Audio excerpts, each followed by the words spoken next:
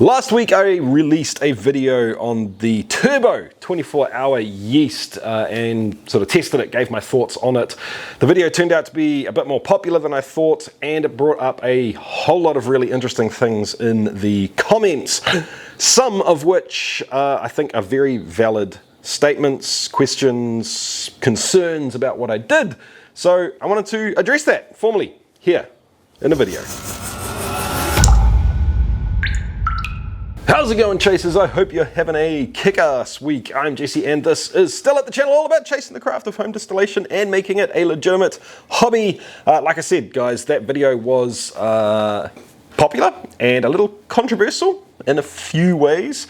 So instead of just typing in comments all day long, I thought, what the hell, I'd put a video up and react to the average of most of the comments that went up, the reoccurring themes that came up in the comments, if that makes sense. So without further ado, let's get stuck right in, shall we? Probably the most popular thing that came up was something that I directly asked you your opinion on, and that was whether or not I should have done the full turbo deal, like followed their instructions completely, used all of their products, so on and so forth. And the overwhelming majority of you said yes, I should have.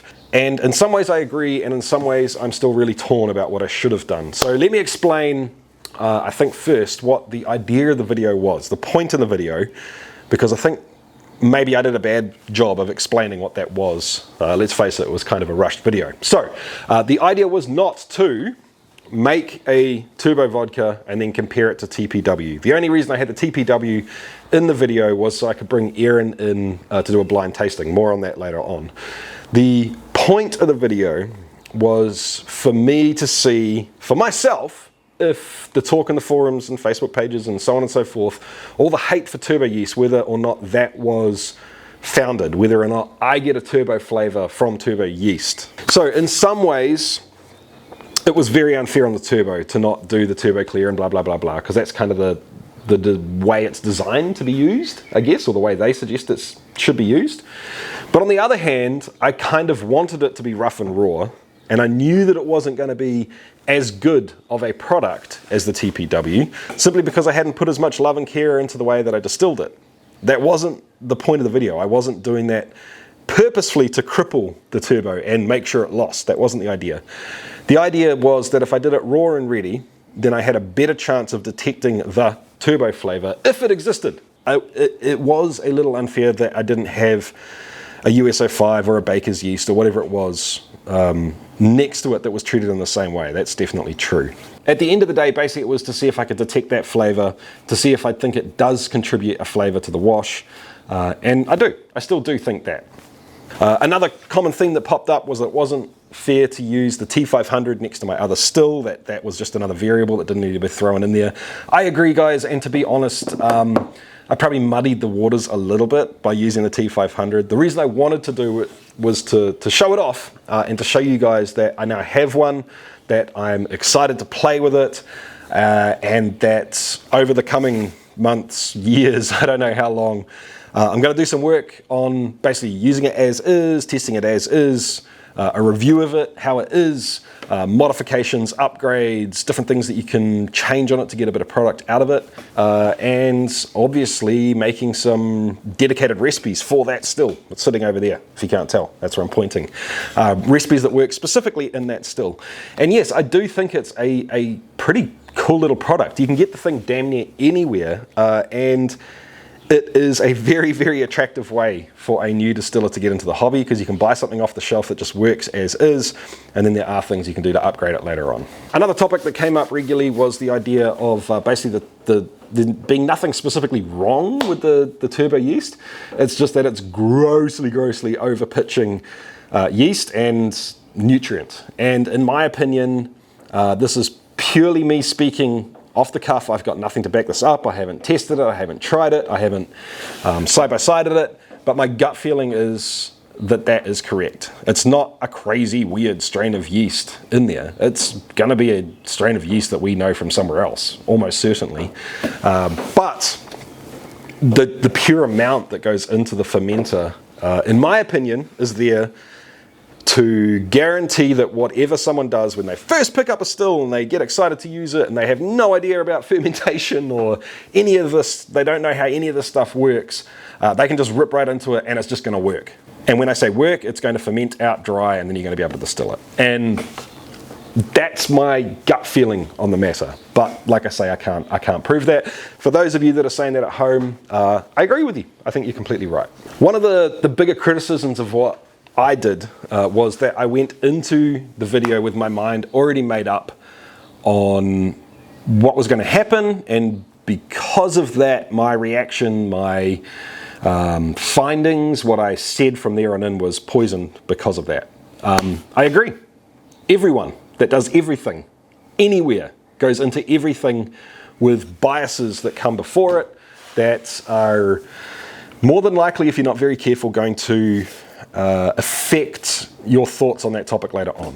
That is the reason that science exists. That's what science does. It helps to remove bias from a situation so you can actually get to the data of what's happening. And no, that wasn't an overly scientific test, but the reason I brought my wife in was specifically for that reason, right? I wanted to bring her in because she doesn't even know what turbo is. She couldn't care less.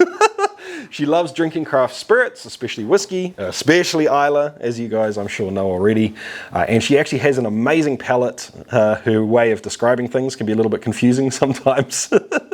But she's a very, very, very astute taster, if that makes sense. Her raw palate is great. And that's the reason I brought her in. Yes, I joked around with her. Yes, we had some fun. Yes, I took the mickey. But in my mind, that was all taking the mickey of me, not her. I completely respect what she says and what she does.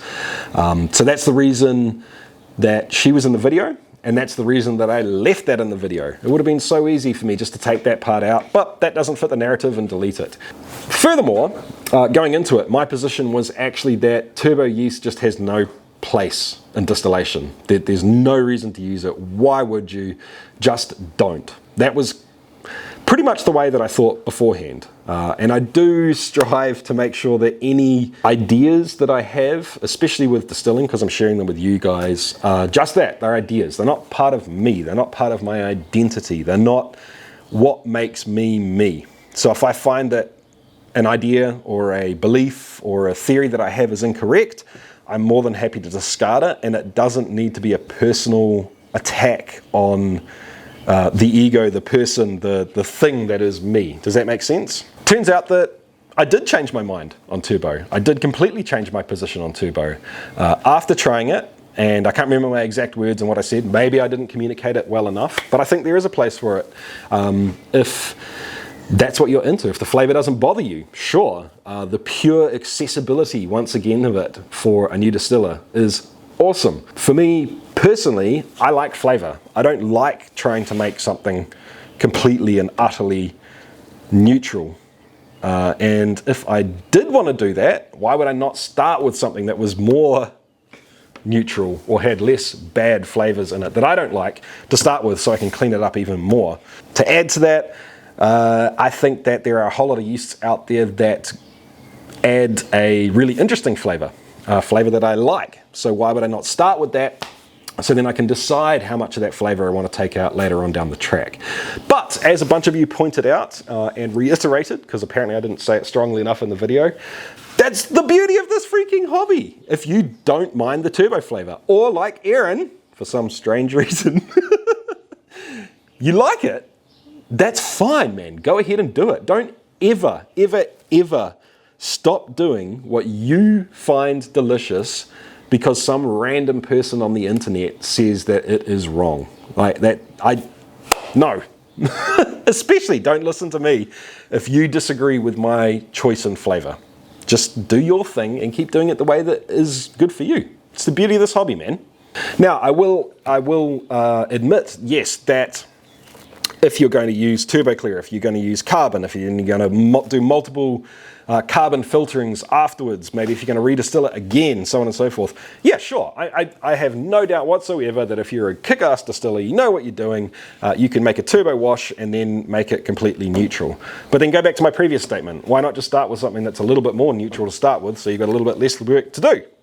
Or if you're like me and you like a little bit of flavor coming through, like Teddy Sad's fast fermenting vodka, for example, you like that wheat flavor.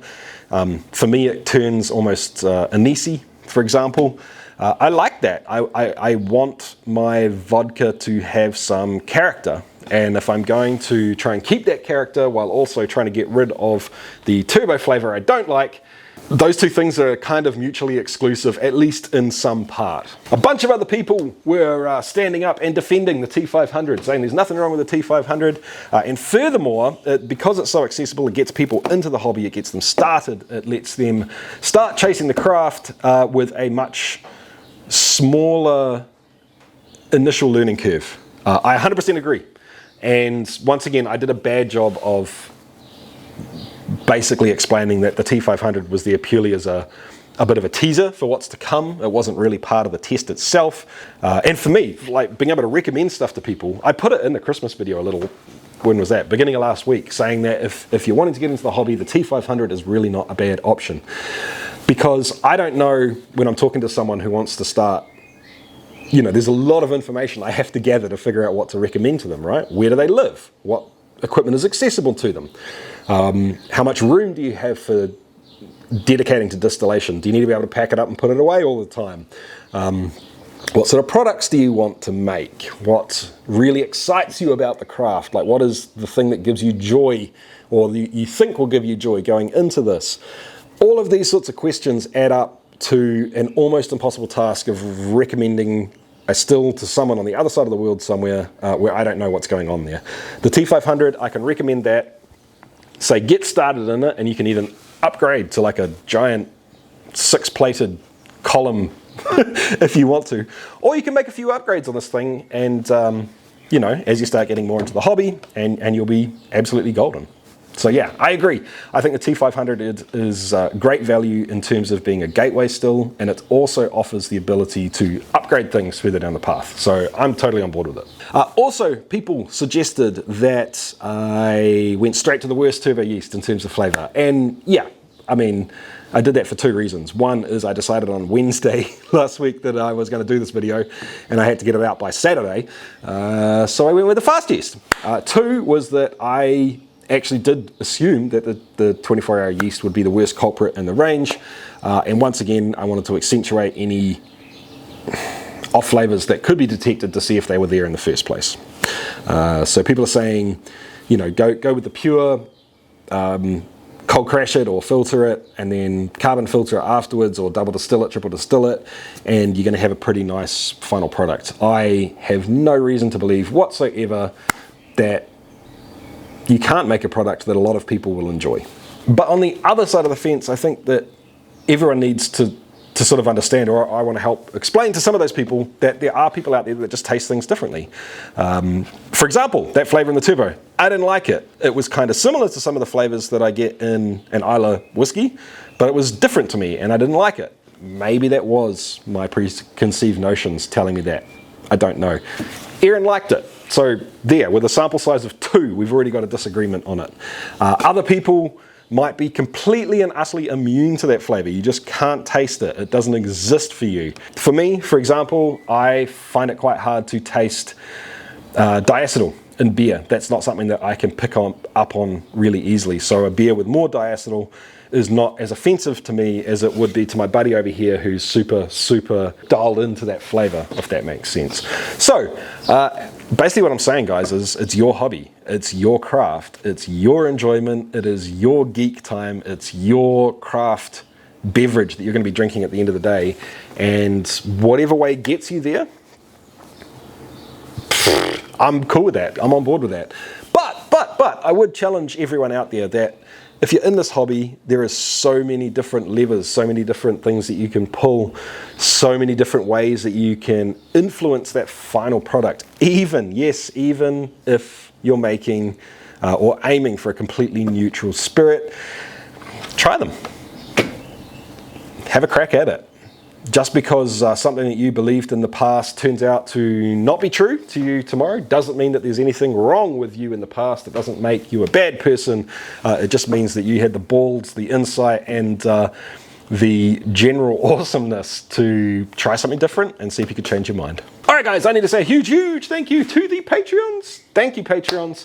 I get to do this stuff because of you, so thank you so very much. I thoroughly appreciate it. For everyone else out there, I appreciate you too. The channel's grown a whole lot over the last couple of months, and it's all because of you guys, so thank you. I really appreciate it.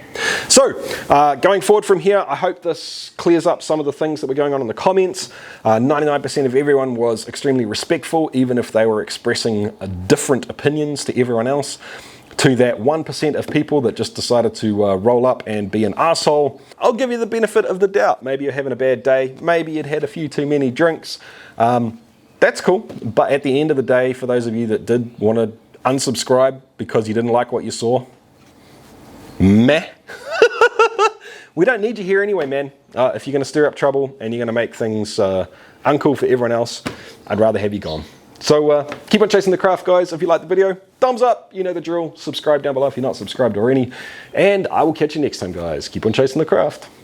See ya.